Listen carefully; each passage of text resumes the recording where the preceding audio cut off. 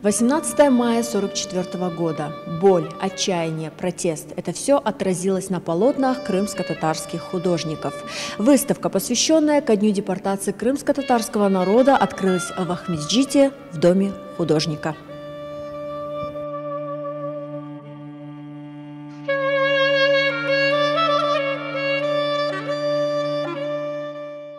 В выставочном зале столичного Дома художника открылась выставка, приуроченная 77-летию депортации.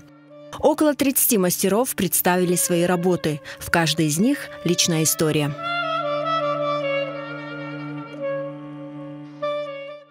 Именно в этом году я бы хотела посвятить свое участие моим Карбабави, Картана. В силу обстоятельств прошлого года, как всем известно, что было, на данный момент их нет рядом со мной. Восприятие этой траурной даты 1944 года полностью сложилось по рассказам моих родных. И в них вложено много смысла, символов. В этой работе я показываю людей, которые собираются к месту сбора для отправки в ссылку. И там показан человек, пожилой старик, крымский татарин, который везет на телеге сам своих внуков.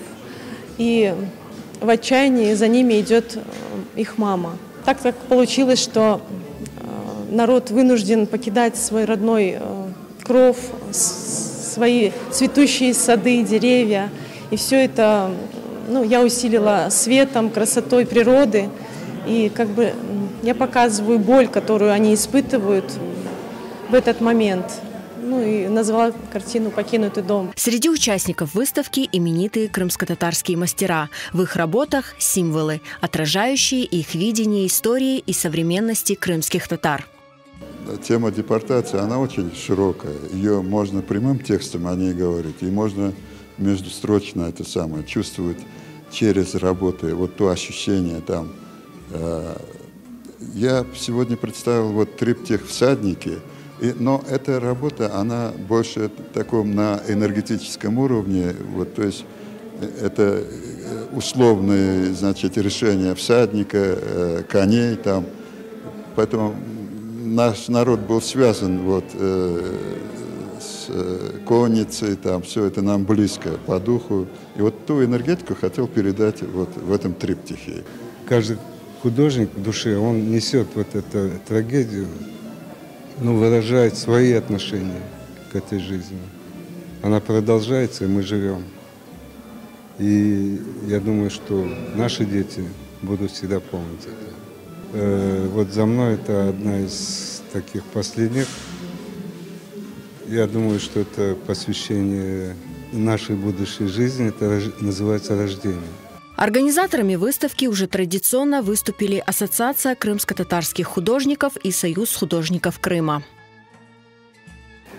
Зритель, который приходит на такие выставки, приуроченные Дню памяти жертв депортации, должен прочувствовать эту боль, которая присуща каждому художнику, который писал эти работы. Каждый зритель, он чувствует по-разному. Один может одно почувствовать, другое. Если художнику удалось передать свои чувства в картинах, зритель этого всегда поймет.